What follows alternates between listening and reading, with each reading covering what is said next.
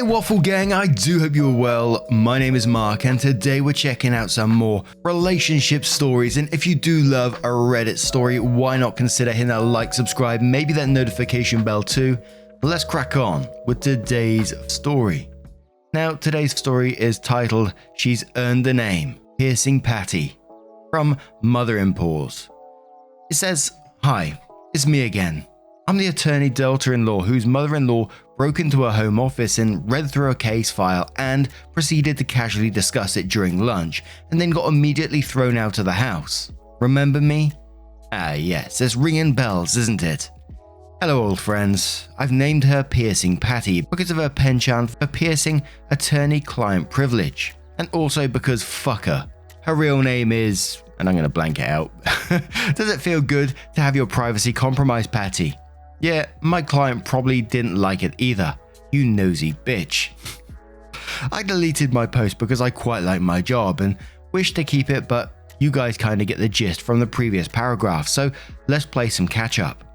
Last you heard of me, I was trying my very best to forgive her because up until then, she has been a very good, no, that's not it, adequate.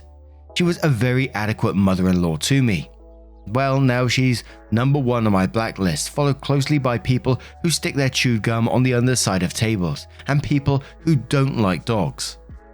This is the saga of how she and I came to be no contact. It is very long with a lot of moving parts, so I will likely have to break this story into several posts. Piercing Patty, PP for efficiency, has a younger sister, AIL, who in turn has a daughter, CIL. AIL is a nice lady, but our relationship consists of very polite conversations every other Thanksgiving, so I don't consider us very close. AIL and PP live in southern state. Husband and I live in a much larger, more urban coastal state. CIL currently attends college in our city. She is a very bright young woman and I've grown to be very fond of her. Since we're the only family CIL has in the area, we get the pleasure of hosting her for long weekends during holidays like MLK, when a 3-day weekend is nice, but would not warrant a trip all the way home for a college student. It's great. She gets to come do laundry and I have someone to talk about my guilty pleasure, celebrity gossip. We feed her, she walks the dog for us sometimes, and I treat her to a mani-pedi, and then we send her back with clean clothes and some leftovers. AIL has expressed how grateful she is that we open our home to her kid. It's no problem at all, AIL. It's truly our pleasure as your kid is awesome. Well, about 2 months ago, CIL was struck by a drunk driver as she was driving home from class. It was bad. The car looked like a crumbled piece of paper. When I went to the tow yard to get insurance figured out, I saw how her vehicle looked. I felt like the wind was knocked out of me. We were very lucky. She only suffered from a broken leg and fractured wrist, but it could have been so much worse, and I honestly cannot even talk about the accident without devolving into pure unadulterated rage. Naturally, AIL was in a frenzy and needed to see her daughter ASAP. Now, this part is unconfirmed, but the story is that AIL was so emotional about the whole ordeal, she asked PP to come along for support. I think the more obvious reality is that PP invited herself along and AIL didn't have the capacity to say no to her because, hello, her child is injured. PP, I'm onto you. All those times I thought I was being paranoid. I wasn't. I see you now, clear as day. You're committed to the long con. I know this won't make sense to you guys yet, but it will in my next few posts. Husband and I obviously got to the hospital first. We saw CIL, made sure she was okay. Husband stayed with her while the doctors did doctor things, and I went off to do lawyer things because if you think you can get drunk and T-bone the only other person in my life who even knows the name of all the Kardashians, you got another thing coming. AIL and PP arrived mid-afternoon the next morning. They literally booked the next flight out. Cool, I get it. But we did call you guys to tell you that CIL was pretty much A-okay. So maybe you could have slowed your roll a bit and planned this trip a little more carefully. As in, where are you going to stay when you get into town, AIL and PP? Of course, you expect it to be at my house. Why wouldn't it be? It's not like I banned PP from it for breaking into my home and doing shit that would get my metaphorical ass kicked by the state bar or anything. But since CIL is in the hospital, I'm the one that's gonna look like the asshole for following through with my rules. Next up, part 2. PP almost gets arrested twice, and part 3, the unforgivable thing. So OP goes on to their next post, which says, so we left off after there was a small family reunion at the hospital. CIL, husband, me, AIL, and the star of our show, Piercing Patty. AIL came swooping into the hospital, just mumming it up left and right. She was fluffing pillows, talking to doctors, calling whoever it is you need to call when your kid is fucked up. Meanwhile, PP is sitting in the corner acting really tired. Now I say acting really tired because it was her comical adaptation of how a tired person would act. She was dramatically yawning, stretching her arms, rubbing her eyes. She looked like a French mime. She didn't say it outright, but I knew she wanted to go home with me and husband. Too fucking bad. As soon as I saw that CIL was being cared for by a doting mother, I was ready to peace out. I was wiped. I give husband the signal we use at cocktail parties to indicate let's get the fuck out, and we put on our coats. PP stops us and has the audacity to say, well, what about me? What about you, PP? For once, for goddamn once, none of this is about you. Where am I supposed to stay? Fucking don't you creatures live in a cookie tree or some shit? I pause for a second and realize it's not about me either. Fully ignoring PP. I turn to AIL and ask her where she had intended on staying. AIL tells me she plans on staying at the hotel adjacent to the hospital because they didn't rent a car and she wanted to be accessible to her daughter. You know, like a normal person. So there you go, PP. If the real reason you came was to help AIL, then I guess your ass is staying at the hotel too. But alas, logic does not shame a just no mother-in-law. She says, can I come home with you guys to rest for a few hours? Husband shoots me a glance because he knows I'm about to pop off and he's giving me the go easy eyes. I say no. She says, why not? I reply because AIL needs help with her daughter. That's the sole reason you came, isn't it? Ha, bitch. I know it ain't. You mad we skipped 2017 holiday season with you and you want to get back into my house? Over my dead body. PP replies, oh, AIL is fine without me for a few hours. I say, then why did you even come? Anyways, husband and I don't have time to chauffeur you back and forth all day. We have a lot of work to catch up on and we are going home. She says, oh, I'll just call a cab later. What do you kids call it? A goober? You know damn well what it's called. I shoved you into one 6 months ago so your dumbass could get to the airport. At this point, I knew what she was doing.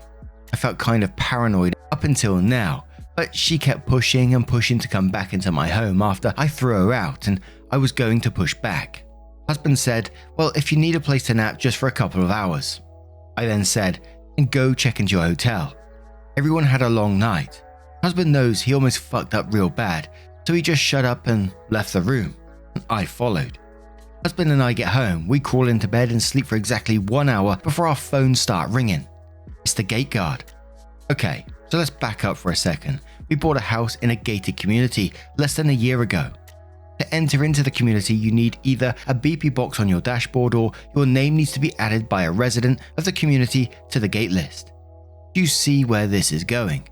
Guard calls us and tells us that a car just dropped off a lady who is screaming at him. She is repeating over and over that she is husband's mother and demands to be let in. She is saying that she used to be on the list, so there must be a mistake. There's no mistake, PP. I took you off that damn thing almost immediately after I exorcised you from my home. Be gone, Satan. Husband groans and puts on pants to go wrangle his mother. This is the best part, my llamas.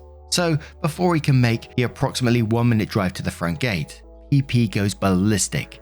She charges the little booth that the guards have and starts throwing things. Staplers, radios, stationery, all airborne. She got a good few throws in there too. The guards tell me she made contact with a pen cup.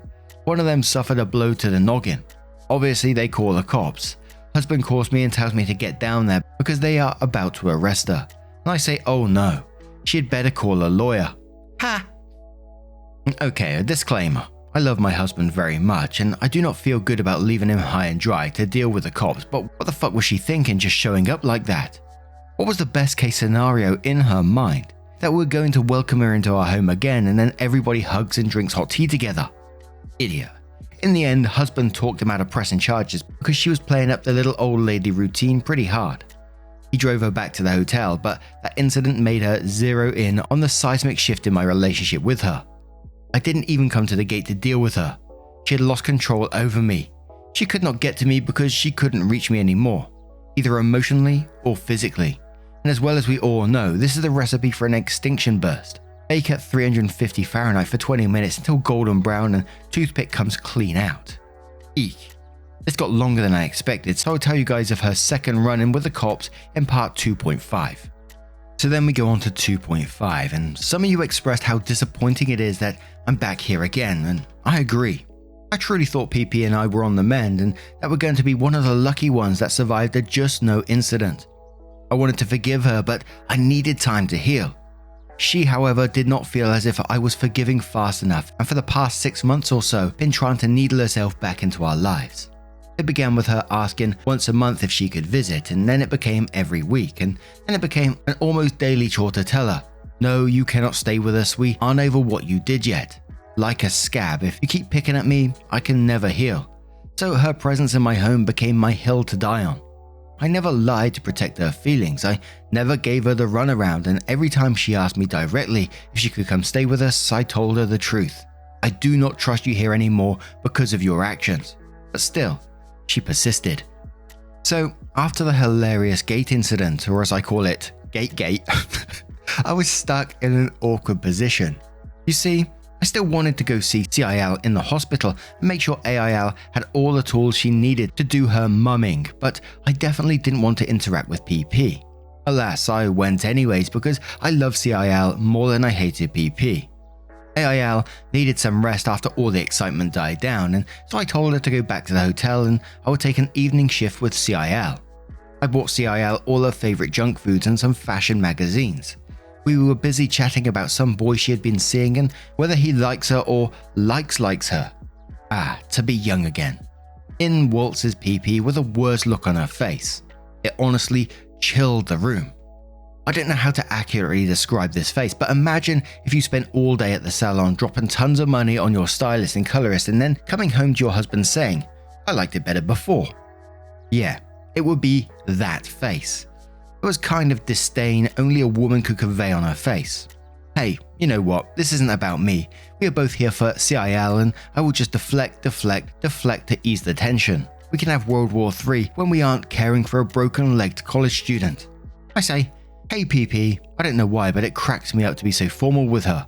Like, suck it, we aren't friends anymore. She says, "What are you doing here?"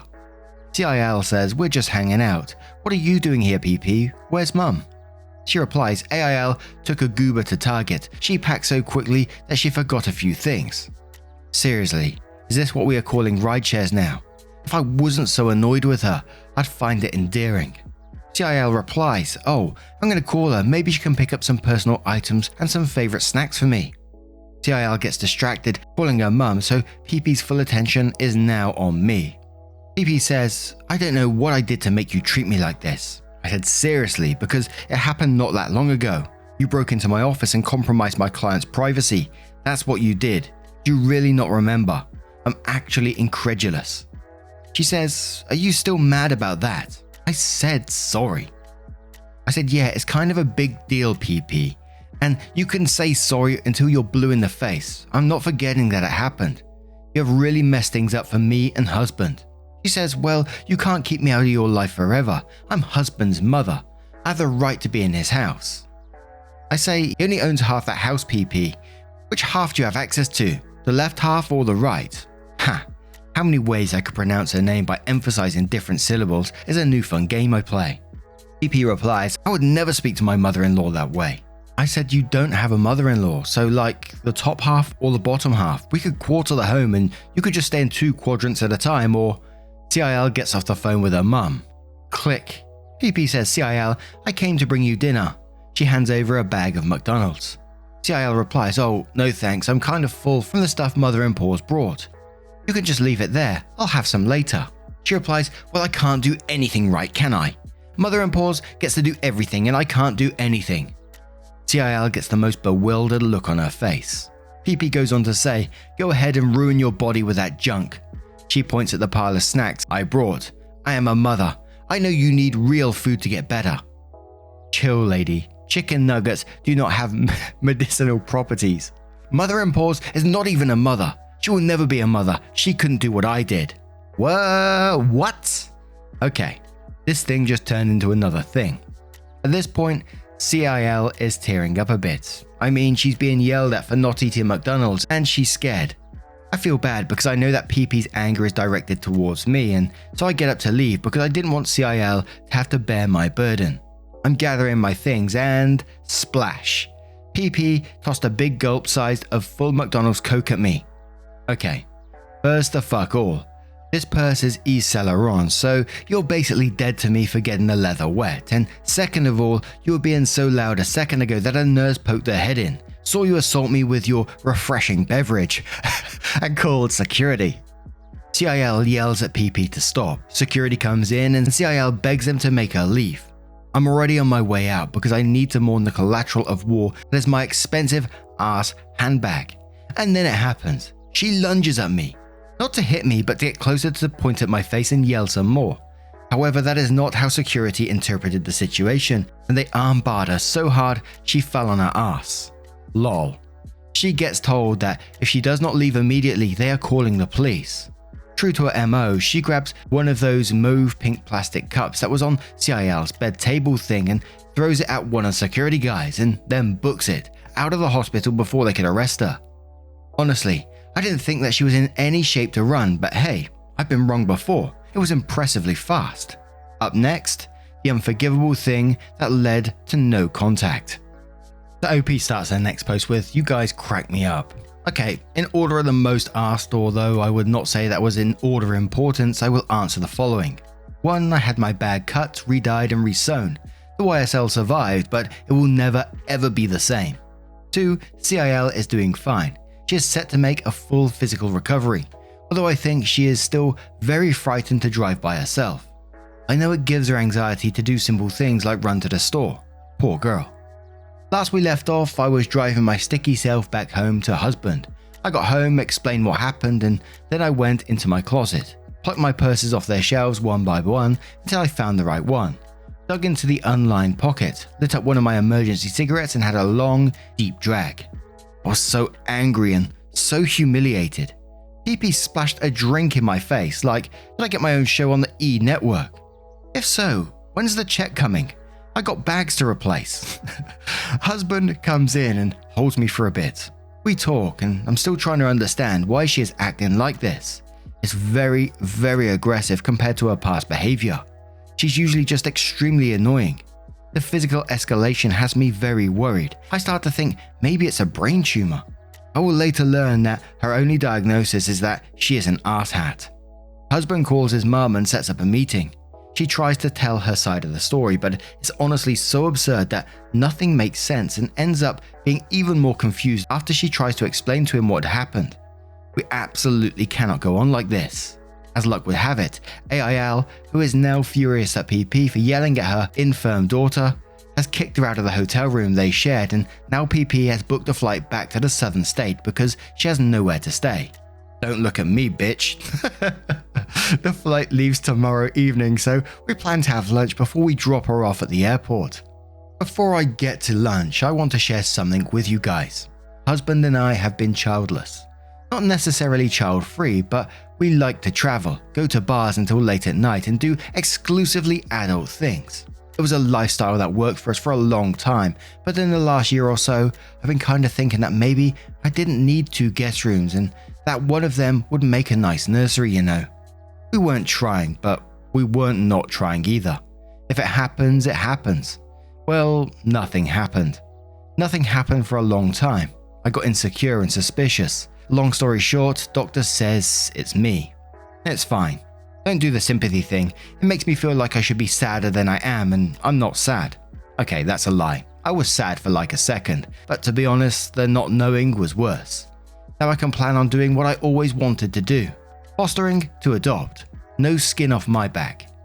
Now back to lunch. Lord help us. I have court in the morning, so I can't give you guys a verbatim transcript, but the gist of it is this. PP has not saved for retirement. Like, at all. You guys, she works at a job that pays average, but would have an amazing retirement plan. However, taking advantage of this retirement plan would require foresight. I guess she just planned to work until she was dead.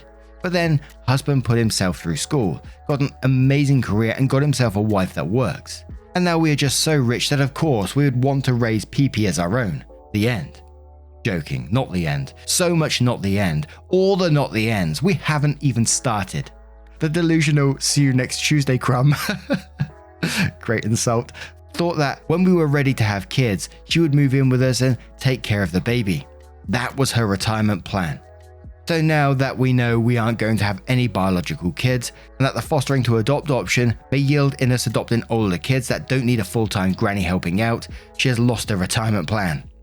In her head, all along, I was going to beg her back into my home because a newborn was going to be more than I could bear alone.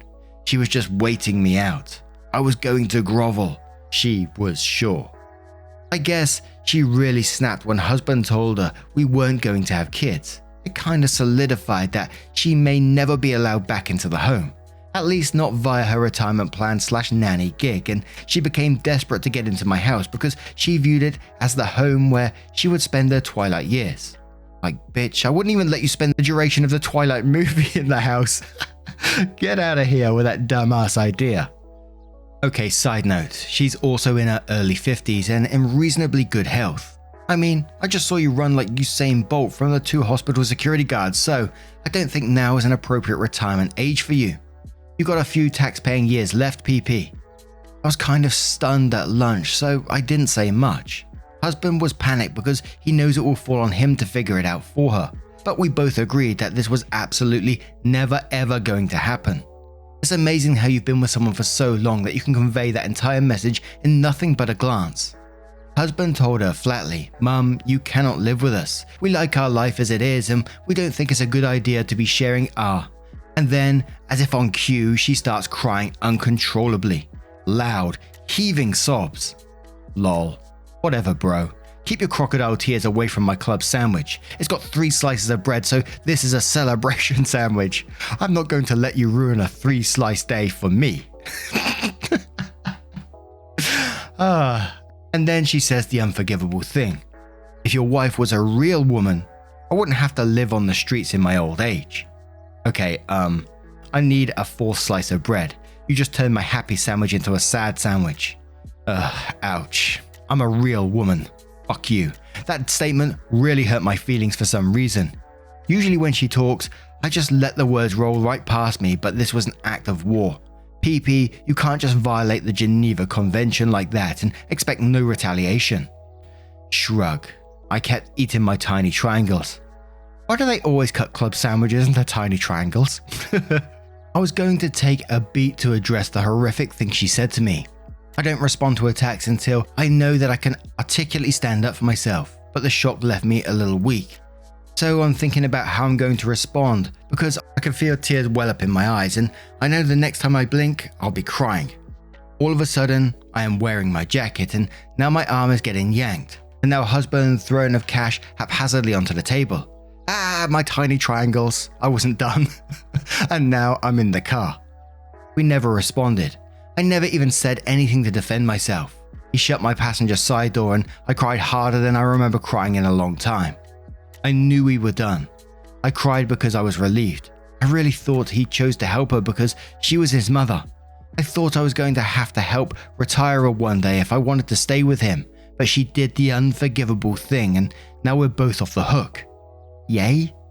I don't know how she got to the airport, to be honest. Probably took a goober. I never thought about that before I started typing this story out. When we got home, I told him no more. She's blocked on everything, and I told the gate guards to call the police immediately if she shows up again. Don't even notify me. She needs to get her own phone plan. Any trips to the southern state will not be attended by me. All the money we were giving her was going to stop.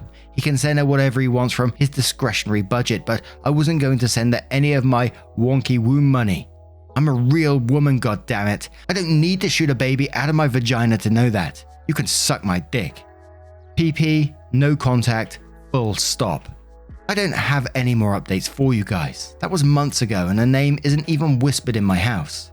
Husband doesn't talk to her, although I'm sure she's been begging him for more money.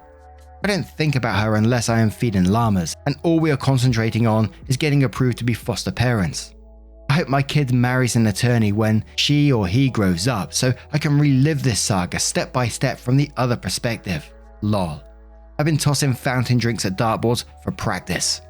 Edit. No sass. I am so touched by everyone who partook in the I am not a real woman because movement in the comments. It was such an amazing show of solidarity to me and those who struggle with infertility.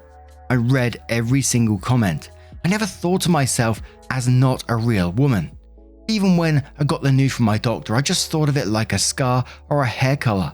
It was just a characteristic of my body and I couldn't change it, so I wasn't ashamed of it. When PP said the unforgivable thing to me, it was the first time since the diagnosis that I felt so small. Like someone was informing me for the first time that this, in fact, was something to be very embarrassed over. I should be lament for the rest of my life over the injustice. Well, I don't, and I'm not. I have thousands of friends on the internet, PP, and they make me feel 10 feet tall. I don't fit your little boxy definition of what a woman is, and that's okay because your approval would destroy me. So I believe that was the end of that saga, but OP did share some stories about what was leading up to No Contact, some of the smaller stories, I guess, which I'm going to share with you as well.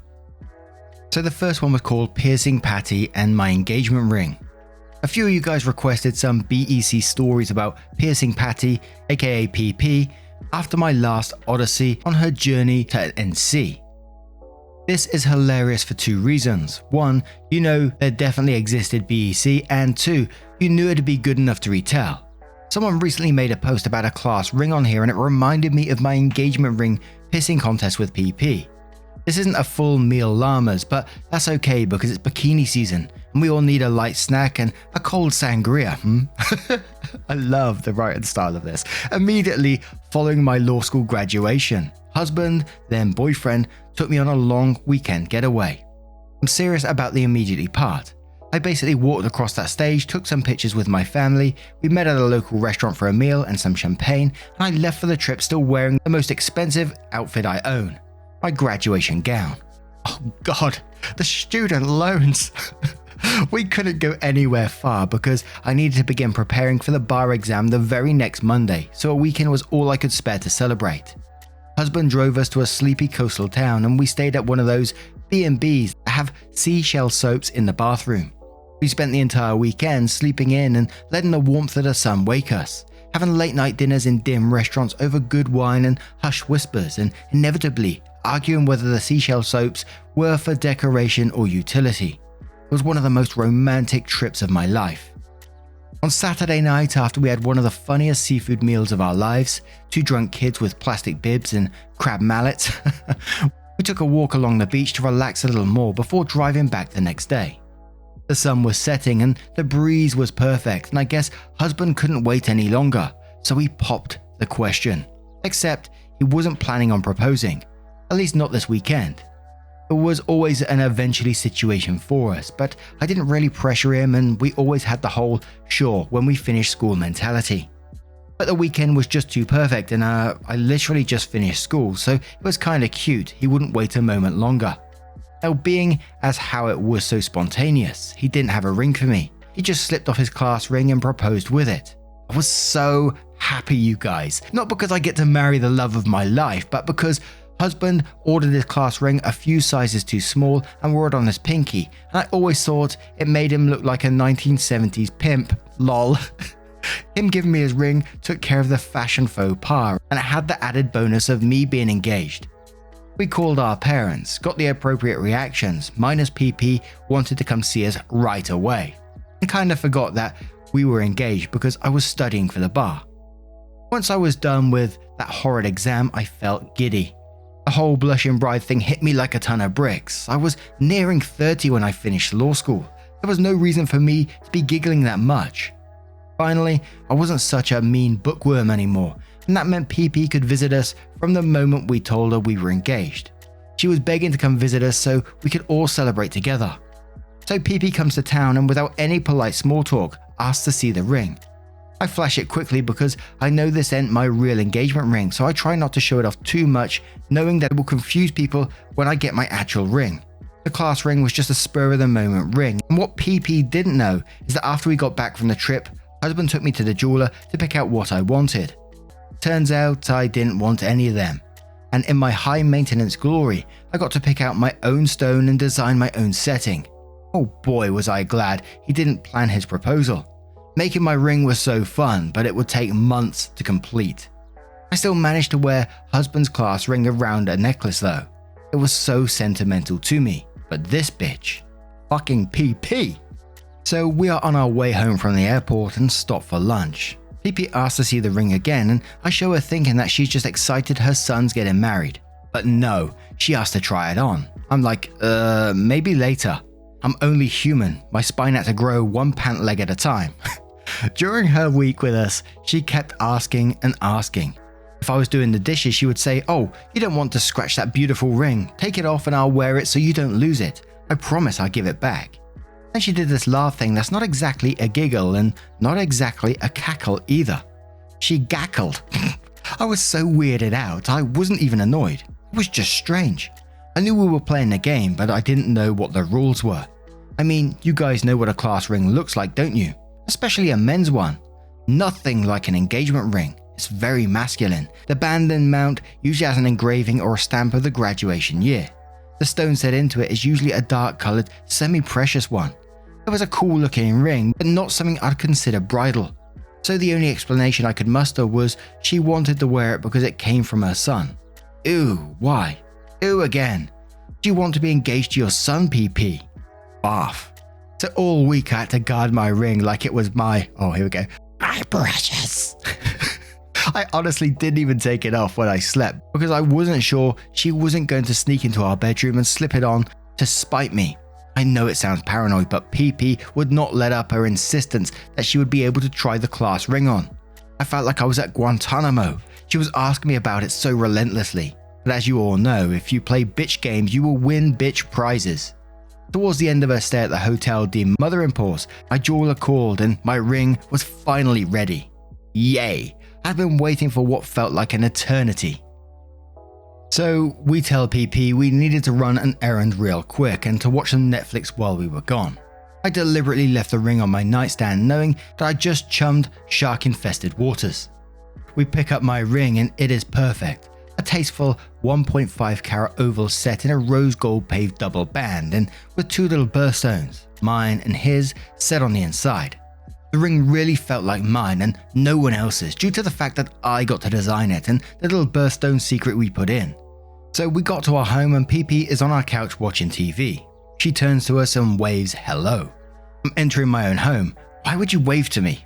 Ah yes, to bring attention to the fact that you're wearing the class ring. Lol. Now keep in mind, she didn't know that we were going to pick up my engagement ring. She didn't even know we had another one made because husband doesn't think to talk about stuff like that with his mother, and I felt petty or weak. So I waltzed right over to her, grabbed the hand she's wearing the ring on, a left hand by the way, second bath, with my right hand, take an amused look at the ring. You ladies know the one where you lightly grab your friend's fingers when they show you their new ring. She's looking kinda smug now, thinking she's under my skin. She's holding eye contact with me like, bitch, what's your next move? So as I'm holding her left hand with my right, I drag my left hand down her forearm until she hears a clink clink clink. It was the sound of metal on metal. She looks down and bam, I'm wearing a brand new diamond her son paid for. It just came from the jeweler too, so this thing is refractive as fuck. Mother-in-Pause hasn't had the opportunity to get any cheetah powder into the crevices yet, baby. Her eyes widened and in this moment she knew I was a formidable enemy. I smiled and said, that ring looks gorgeous on you. Why don't you keep it? It's worth almost nothing anyway. Ha, what's husband gonna do? Be mad at me for giving his mother a free ring? I came out smelling like roses. Thank you, goodbye PP. By the way, she left the ring on my dresser when she left. It was never about the ring. I got engaged to her son and she wanted to assert her dominance in his life. She didn't anticipate that I had seen Tina Fey's Mean Girls like 17 times and could cut out Regina hair any day. I still wear class ring on my necklace sometimes, but I will not let husband have it back, because when he puts it on his pinky, he develops a fake Italian accent and tries to emulate Godfather-style gangsters. Bada bing, bada boom. The witch flew back to the southern state on her broom.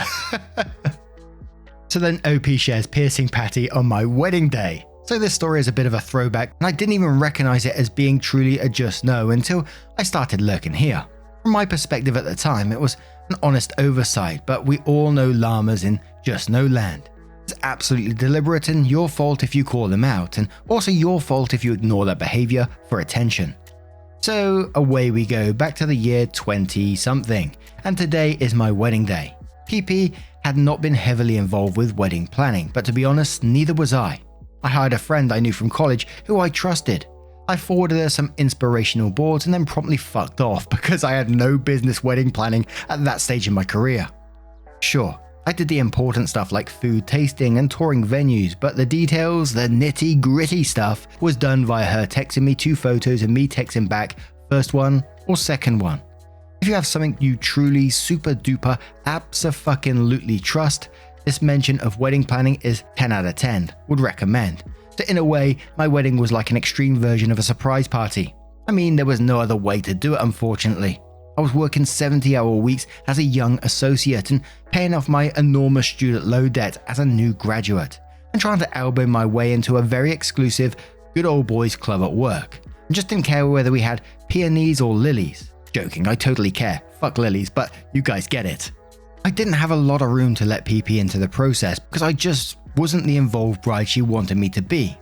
Well, as you know, that's grounds for punishment. Although I didn't know it yet. PP was gonna get me back. She thought she was so slick. I wasn't gonna involve her, she wasn't gonna involve me, so I had no idea what she was wearing to my wedding. Everyone knows where this story is going.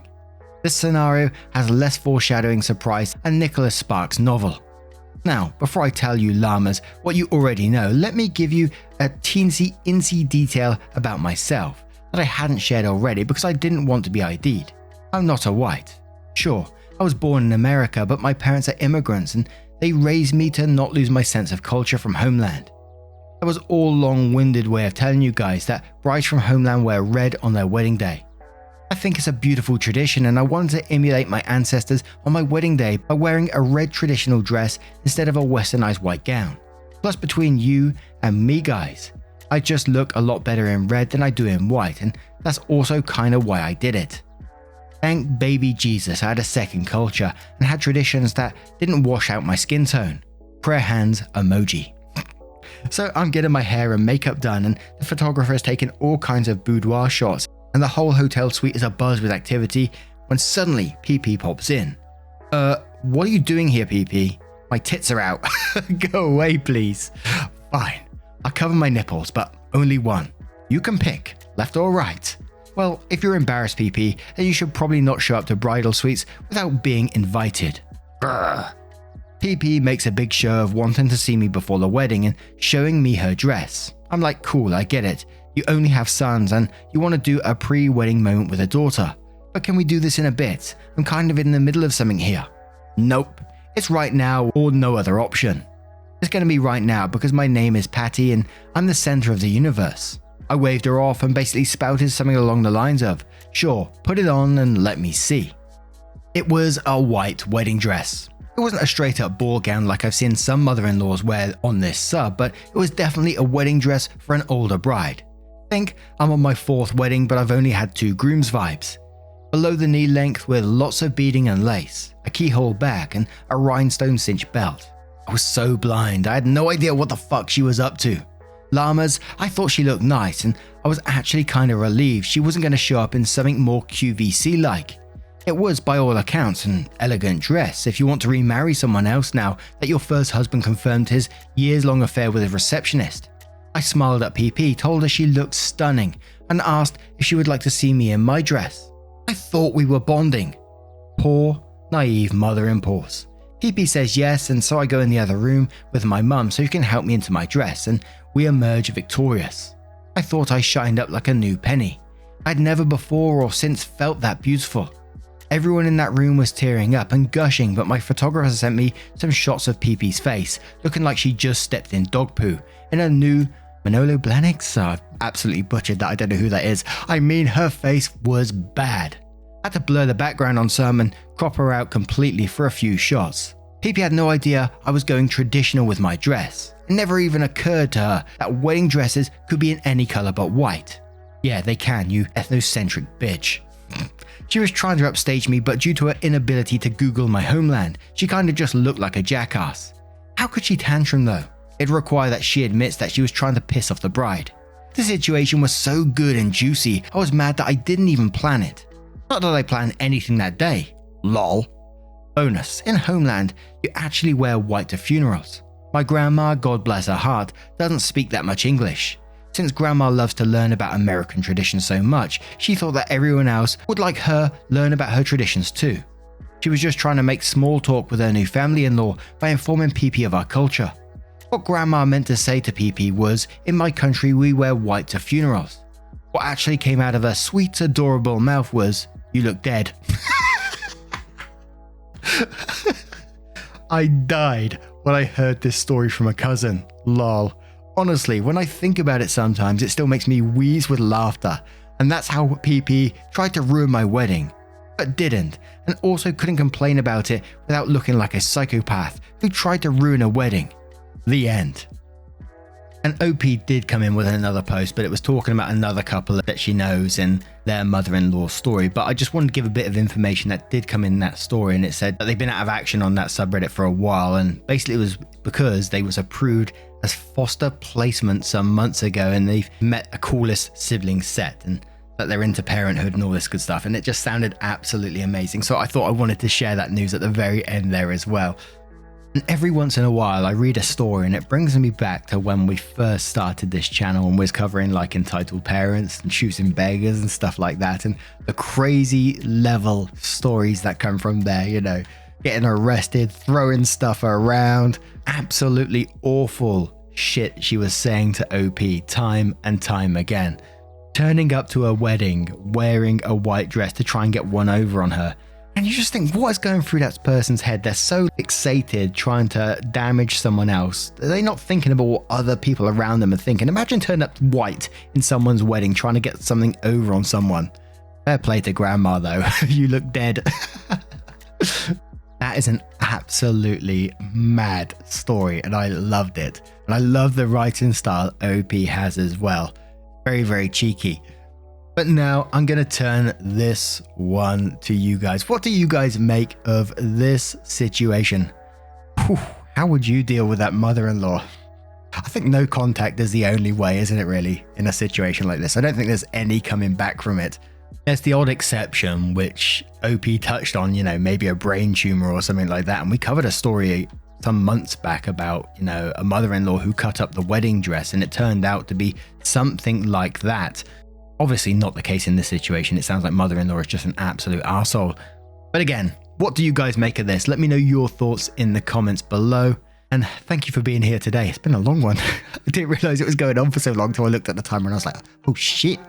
But anyway, see you in the next one. Take care and much love. Wake up, get up, stretch my legs, eat some breakfast, milk and eggs, brush my teeth up, wash my face, throw my clothes on, start my day. Wake up, I can smell the smoke from the bacon. Let's go, see the sun shining from the windows. Okay, I know that today